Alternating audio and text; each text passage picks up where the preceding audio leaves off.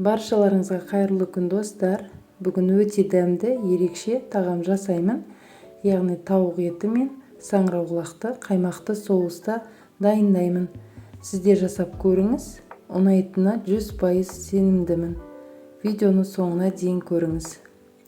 Ең алдымен тауықтың етін жуып тазалап алып, содан соң орташа кубиктеп, яғни ірілеу етіп турап аламыз. Менде мұнда тауықтың төс еті. Осылай видеодағыдай тураймыз.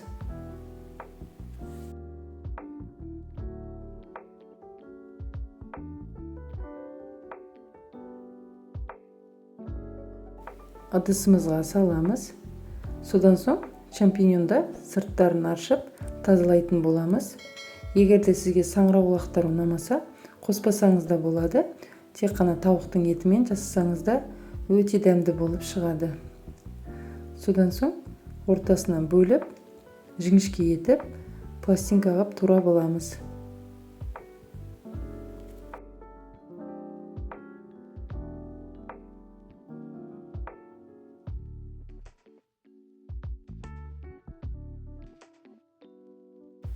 Бір дана пиязды да ұсақтау етіп турап аламыз. Сарымсақты да ұсақтап тураймыз. Енді табамызға сұйық май құйып қыздырамыз. Содан соң тауықтың етін салып қуырамыз. Астындағы от орташа оттан сәл жоғары болып тұру қажет. 5 минут қуырамыз. Содан соң турап дайындап қойған пиязды саламыз.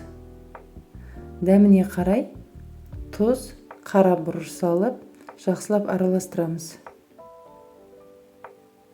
Орташа отта бетін жауып 15 минут қуырамыз. Яғни біздің тауықтарымыз әп-әдемі сары түске енгенше қуыруымыз керек.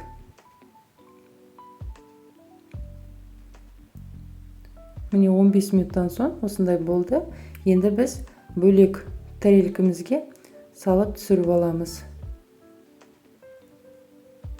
Яғни біз саңырауқұлақтарымызды енді қуыратын боламыз осы табаның ішінде. Саңырауқұлақтарымызды саламыз. Егер де сізде сұйық май аз болып қалса, осы жерде құйып жіберсеңіздер болады. Саңырауқұлақты 7-8 минутта орташа отта қуырып аламыз. Кішкене ғана шым-шым тұз саламыз. Көп салудың қажеті жоқ. Саңырауқұлақтың өзінің ащы дәмі болады.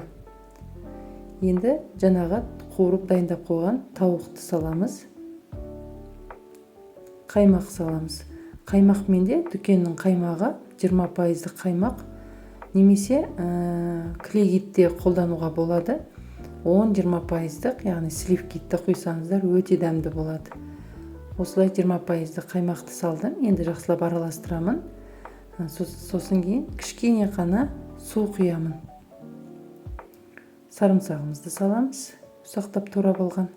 Содан соң міне суымызды құямыз.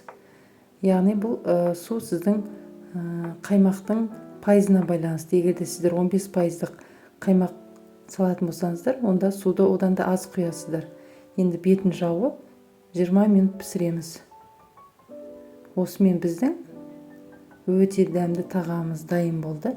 Біз отбасымызбен сүйіп жейміз. Бетіне ас көк сеуіп, кез келген гарнирмен ұсынсақ болады. Видеоны соңына дейін көрген болсаңыз, каналға тіркеліп, лайк басып, қолдап қоюды ұмытпаңыз. Ас болсын.